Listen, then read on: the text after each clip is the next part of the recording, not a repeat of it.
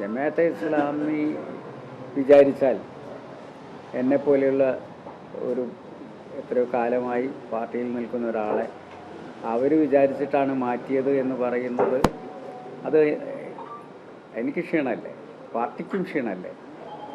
അതൊരിക്കലും പാർട്ടി അങ്ങനെ ആരെങ്കിലും പറയുന്നതിനനുസരിച്ച് പ്രവർത്തിക്കുന്നൊരു പ്രസ്ഥാനമല്ല ലീഗ്. അദ്ദേഹത്തിന് അങ്ങനെ ഒരു വിവരം കിട്ടിയിട്ടുണ്ടോ? കിട്ടിയിട്ടുണ്ടെങ്കിൽ അദ്ദേഹമാണ് വെളിപ്പെടുത്തേണ്ടത്.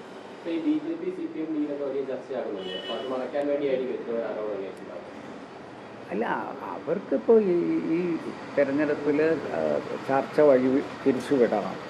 വേറൊരു ഘടകവും ഇടതുപക്ഷത്തിന് അനുകൂലമായിട്ടില്ല. അപ്പോൾ ഇതുപോലെയുള്ള പുതിയ പുതിയ കഥകൾ മെനയുക എന്നുള്ളതാണ് എനിക്ക് തോന്നുന്നത്.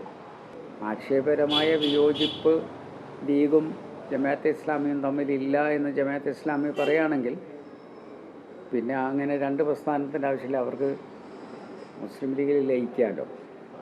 ഇത്രയും നാൾ മതരാഷ്ട്രവാദികളായിട്ടുള്ള എന്ന് നിങ്ങൾ ഇപ്പോൾ ആവർത്തിച്ച് പറഞ്ഞുകൊണ്ടിരിക്കുന്ന ജമാഅത്തെ ഇസ്ലാമിയുമായി എന്തിന് മാർക്സിസ്റ്റ് കമ്മ്യൂണിസ്റ്റ് പാർട്ടി കഴിഞ്ഞ കാലങ്ങളിൽ ബന്ധമുണ്ടാക്കി?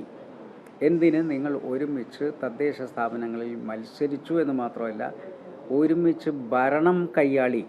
അതിൻ്റെ മറുപടി കിട്ടിയ ശേഷമേ ഇനി ജമാഅത്തുമായിട്ടുള്ള ബാക്കി കാര്യങ്ങൾക്കുള്ള മറുപടിയുള്ളൂ. ഇത് പിണറായി വിജയൻ, അളമരം കരീം പറയട്ടെ.